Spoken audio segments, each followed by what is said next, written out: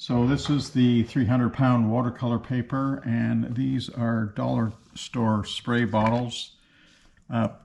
Think about these 2 per pack. This is a mix that I was using a while ago. So it's acrylic paint that is thinned to a fairly watery consistence. You have to figure out what that is. You add water to it and then you try and spray it. If it's not spraying, it's too thick. If it's not covering, it's too thin. I don't know if you can see that shaking around, but now this has been used before. So, it's still working, which is surprising because they don't often work again, but we'll take this as a gift. Even if you wash them out, they don't often work again. So we're just laying down, we're changing this one. You can see that's sort of stopped spraying now. It's doing more of a jet. So this is a yellow ochre mix that we're just getting in there. So we're changing the summer season to the fall. And so you'll see it splattering as well. And so I'm going to take a little bit of this red and pour that in there.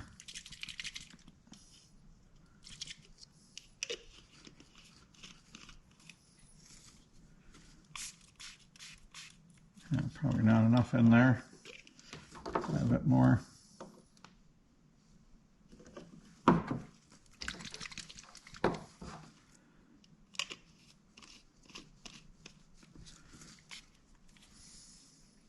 And you'll notice I use my thumb to spray that just because you really need to exert some pressure on that to get that to spray right. So we're not going to be saving very much of the that's that thumb in there doing much better than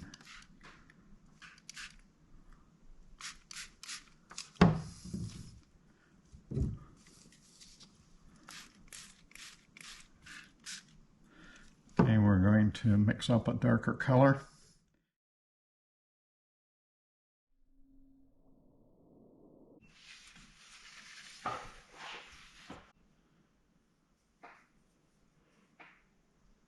So we can throw in a few branches.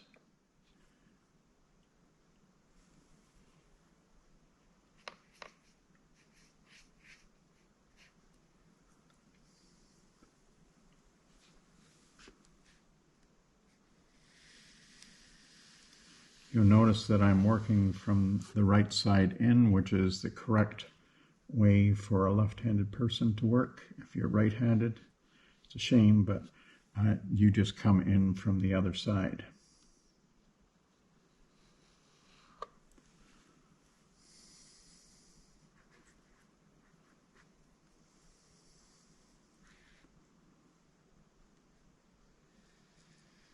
Pushing down on the rigger gives us a nice wide line. This is quite a big tree, so we'll double up on that.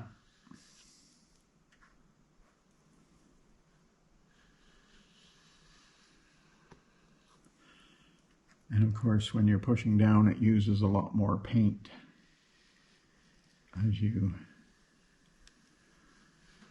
can't quite complete a line.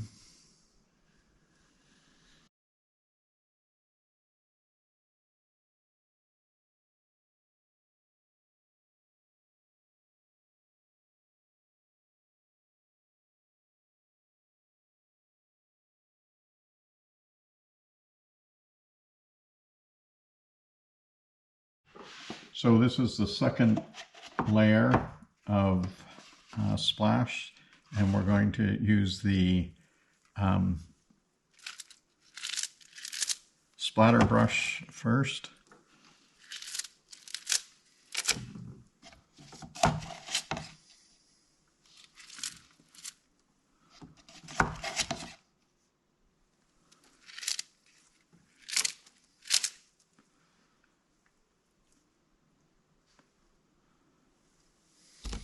I'm just pouring out some of the paint that I mixed up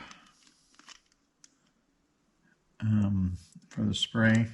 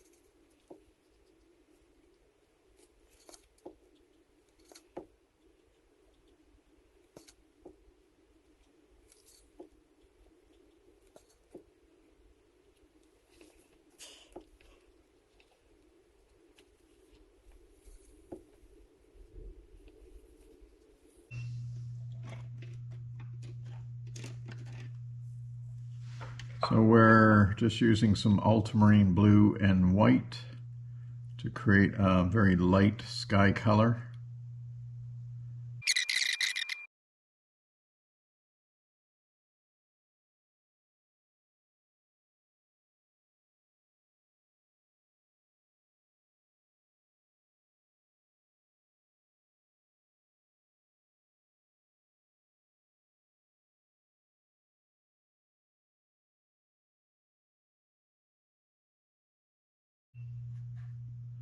We're just going to recoat these trunks.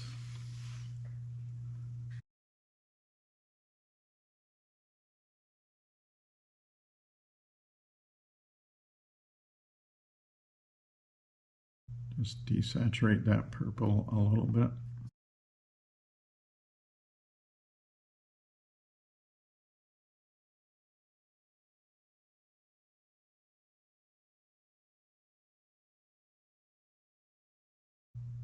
You have to pick and choose what you're going to paint over and what's going to be leaves in front of these trees.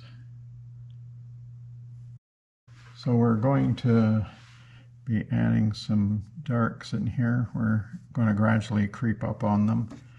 We're mostly going to do this with the rigger now, as it's the splatter brush is great for high speed splattering, but when you want something a little bit more specific, you really do need to use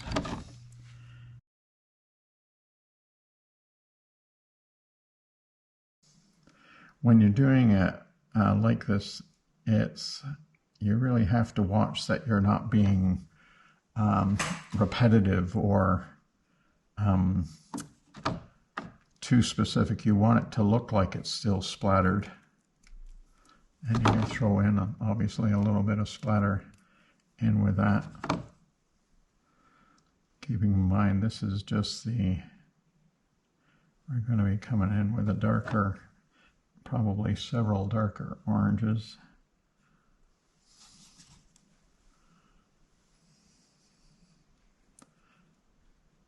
And we are looking at the reference to get an idea of where to put these darks.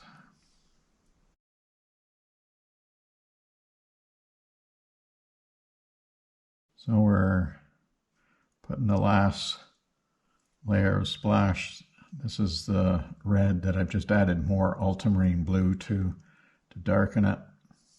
This is mostly going on down the bottom, but we will put a little bit, try a little bit of splash up there. Now you can spray some water on that if you want a more blurred or soft transitions, and you'll see that in the samples at the end of this video.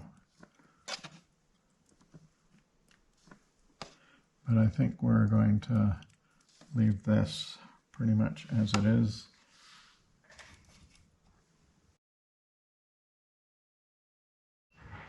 So we're just going to put some of this highlights back in fairly selectively.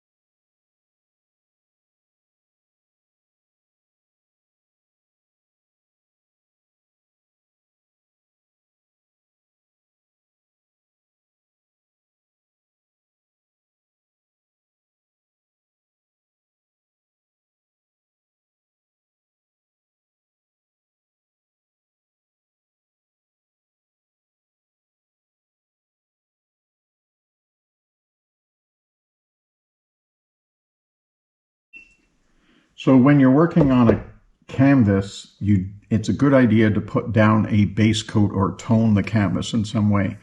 So rather than just tone it one color, which I often do, I'm going to actually start building light and darks in this canvas. So we don't have to worry too much about how well this is covered, because this is mostly going to get covered, but we don't want to have those little bits of white canvas showing through. And when you spray, if you're using a lot of water, sometimes it will go down to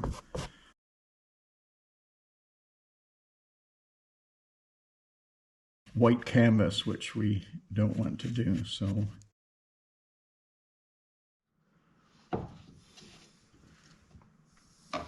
when I first started doing these splash paintings, I did it just with a brush, and I splattered by tapping it like you might have done when you smoked.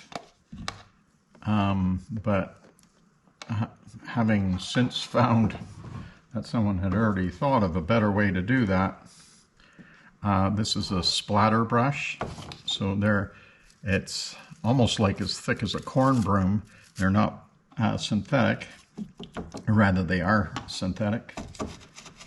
And so initially I was trying to tap it, but it's much more successful if you splay it. And I mix up just a little bit of paint in the bottom of a plastic tub, because you really only need it on the end of this. And you go to town. This is substantially faster, and I've done these on 4 feet by 5 foot canvases. So, but that was the old way. I don't actually. I think some of them I did have this, but this is definitely a nicer way to go. So we've got a little bit of a more yellow color there. This is just creating that area where the light is coming through. And I've sort of hinted at some sky, but I doubt very much any of that will survive.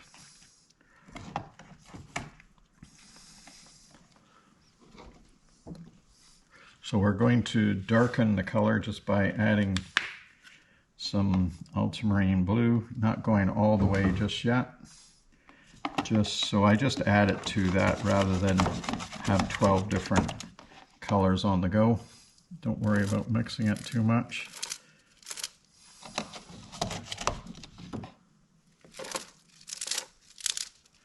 So the background gets pretty much well, not completely covered, but it gets covered enough that you wonder why you do it, but it's because of those little spaces in between that you do not want those to show through as white canvas.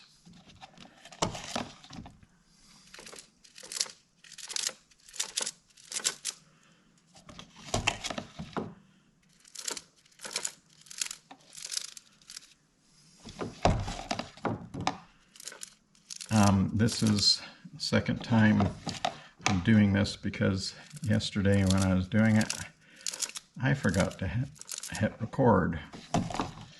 So you'll be seeing two samples of this same one, but this is the only start you get to see. So now we're going to take that same green and we're going to make it substantially darker.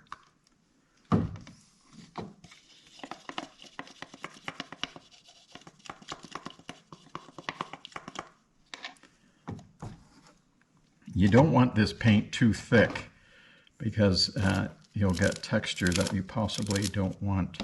And we're not going to go full dark because there's so much paint down here now that the dark will be influenced by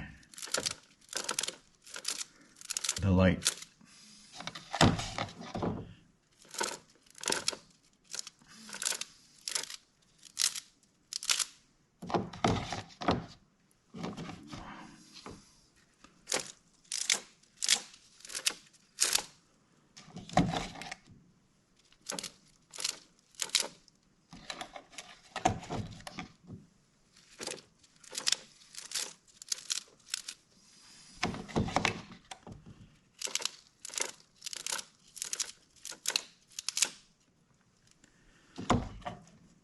We can sometimes come in with a brush to create patterns, but I won't do much of that right now because it is so wet, but we'll do some more of that later.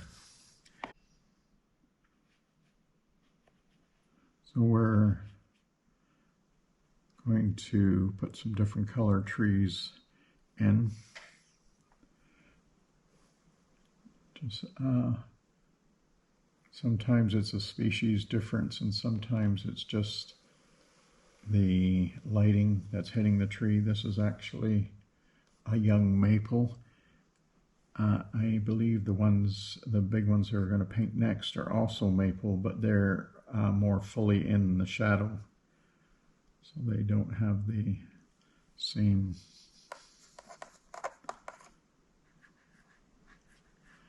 value.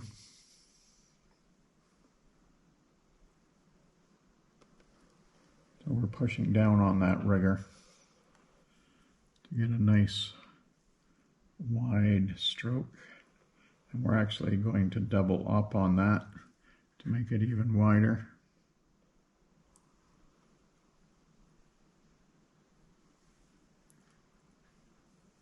That when you push down and you get that nice wide stroke, you definitely can't paint as long or as far with that brush as it uses up the paint. We did pretty good there, but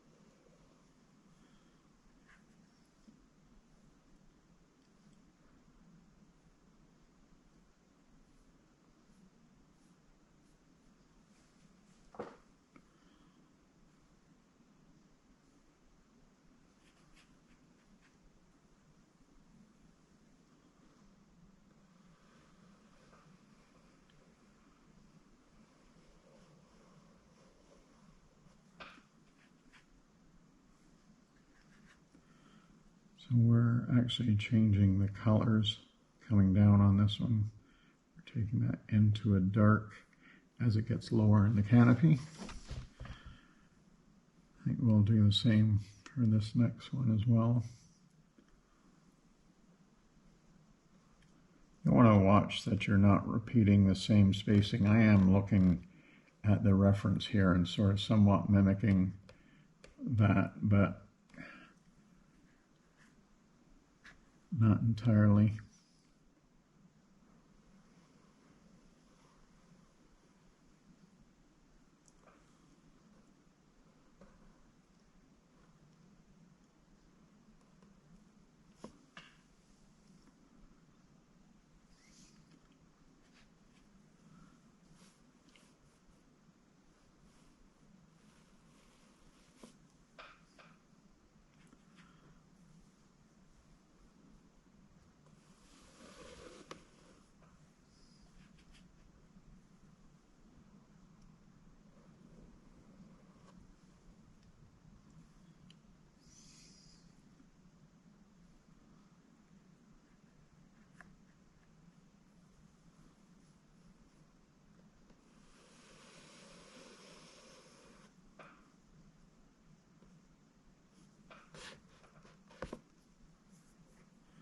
A little blob of paint there we didn't like.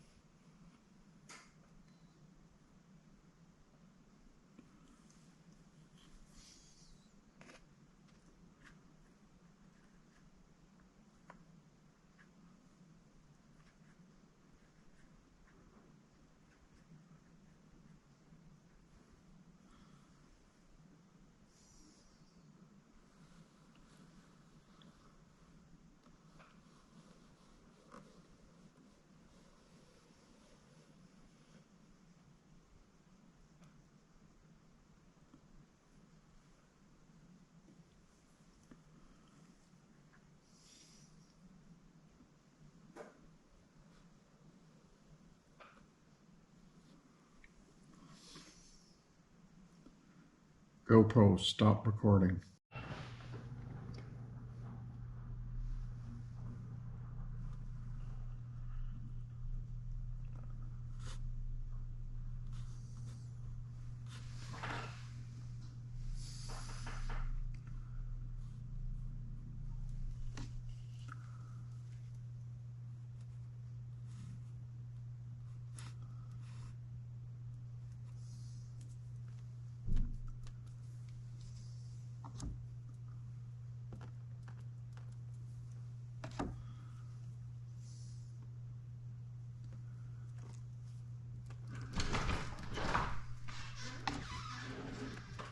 Good morning, Rob. I'm just recording this, so, but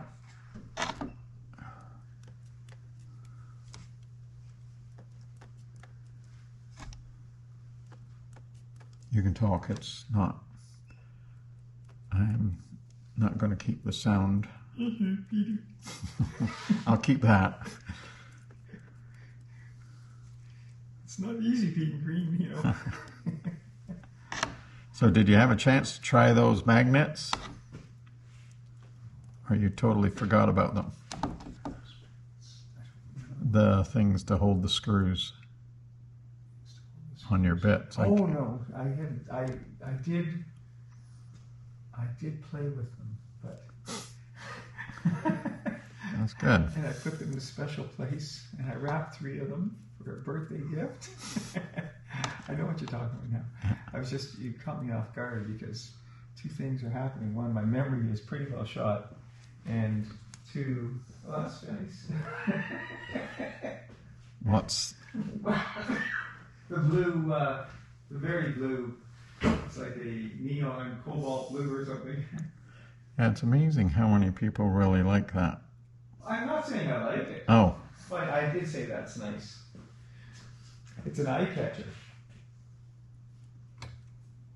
No, it is striking. Yeah, I can see it selling because. Well, it's sold. Oh, that's too bad. Not that one, but it's sold 5 times already. So, seriously? Yeah. That's. So I can see next year you just do your 200 paintings. They're all the same one.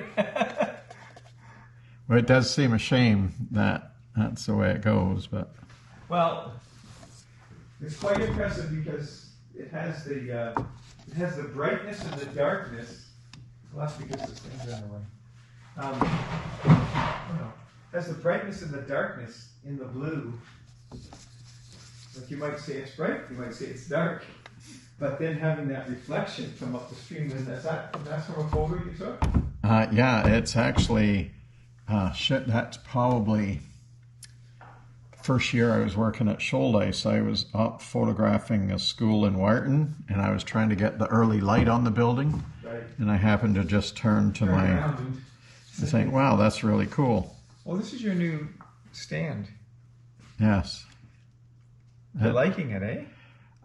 It's pretty good. I still use the one there quite a bit too. It's starting to spread out a little bit here. Yeah, it's this is the, what is it? This is my 15th or 16th video. You need us to move that monitor up higher so you can see it. Yeah, it's actually I liked it higher, but my neck has gotten a lot better since I moved it down. I never thought of maybe just building a platform and sitting on it. Well, it's still nice that it's easy to twist, and the counter underneath is free. It just stops me from putting anything really big on it. It's either stops you from putting there, or you know where to find it. It's either on the ground or one of the drawers that you happen to leave open. I'm going to go bring that food in. Okay, I'm just about done here. Probably better off out there anyway. Oh, Max, you ate it all. Good dog.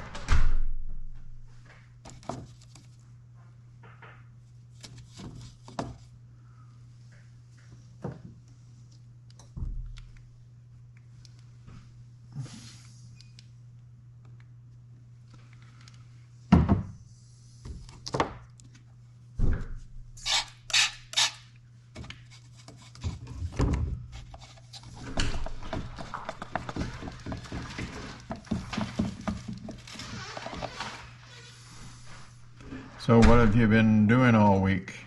Oh, I've been probably, all my spare time is dealing with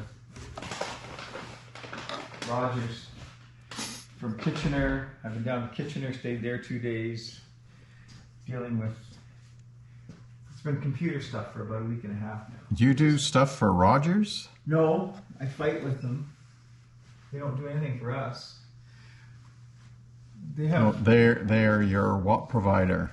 Internet provider? Internet in Kitchener, yeah. And it was off and on, and they were complaining. I solved that, and I got Rogers in, and they found that, we have a filter on the line, and the line comes out the back of the building over to the next block along the top of a fence. Yeah. And then along the top of a fence for a set of apartment buildings 600 feet away, where there it goes into the ground. So there's 600 feet. They have a filter on each end. They said, oh yeah, they use those when you have a whole bunch of customers, but so that you don't get more internet than the other people. So now we know why people complain all the time, right? So they took those out and it started working. But the camera stopped working. We're going to start painting in some of the sky holes.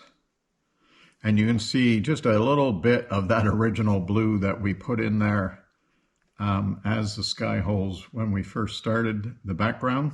Not much of it survived, but we're going to put that all back in. So we're looking to the reference to see where these sky holes are. We're not going to put probably as many, same as we didn't put as many leaves as what might be in the reference.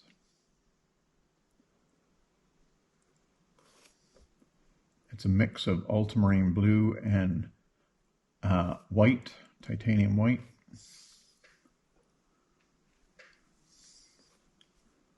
Try to vary the size and the pattern as much as possible. Again, do not worry about painting onto the trunks, as it's easy enough just to repaint those trunks. So you can put some of these on spots that maybe you're not as thrilled with. We will be painting those ones out when we repaint the trunks.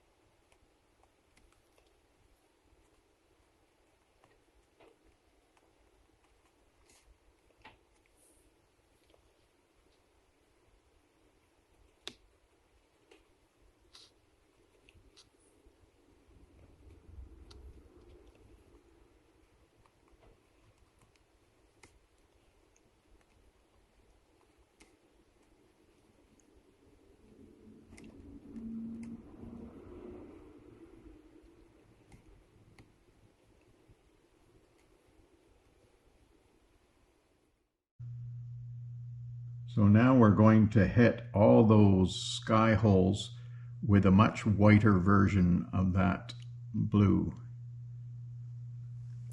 And this is, but when we're doing this, we're only putting this on the center of those blues. We want some of that blue to show through.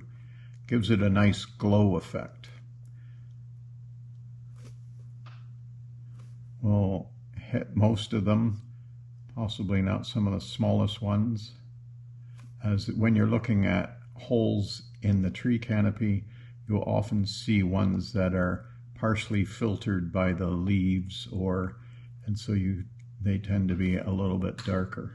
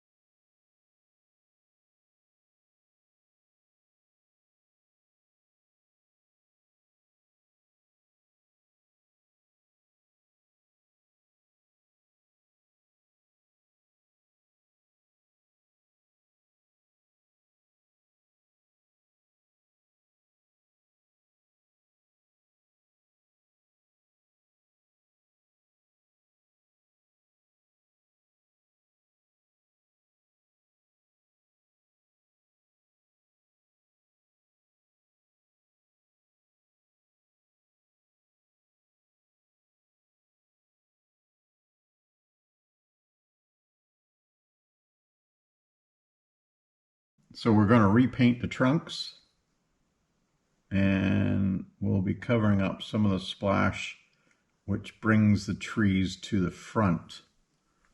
We're going to pick and choose where the splash is in the foreground and where it is in the background.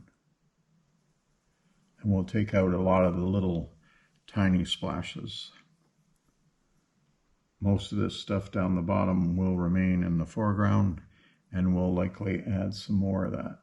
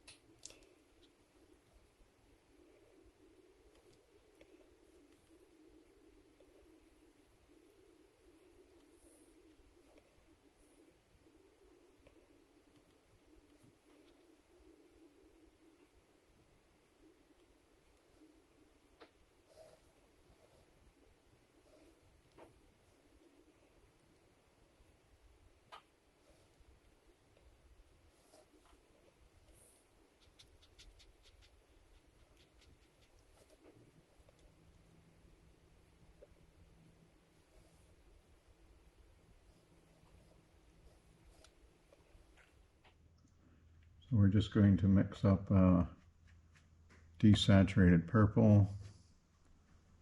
We'll just check that value. This is just a little bit of texture on the bark. I think that will be all right. It looks a bit light,